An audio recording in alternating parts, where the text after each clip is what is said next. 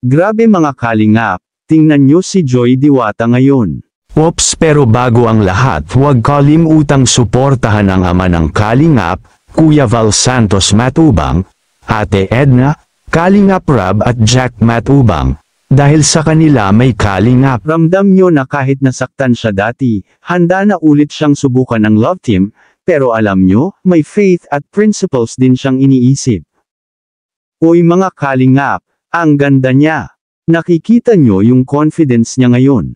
Para bang sabi niya sa sarili niya, handa na ako, pero tama pa rin ang desisyon ko ayon sa faith ko.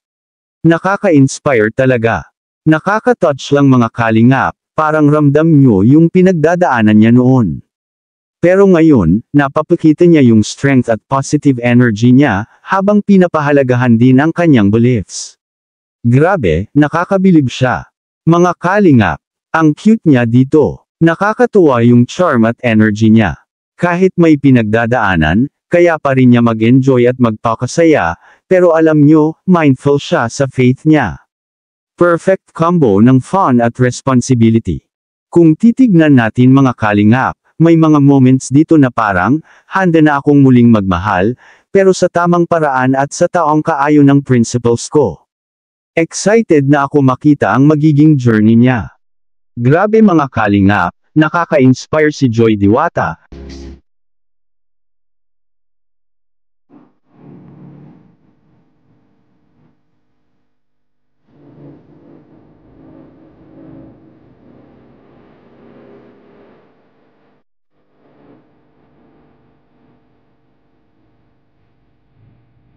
Kung na-enjoy nyo rin itong reaction, like and subscribe na kayo.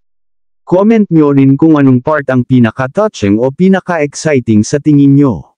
Joy Diwata, handa na ulit sa love team, pero may faith at principles. Anong masasabi ninyo tungkol dito mga kalingap? Comment down below. Maraming salamat and to God be the glory.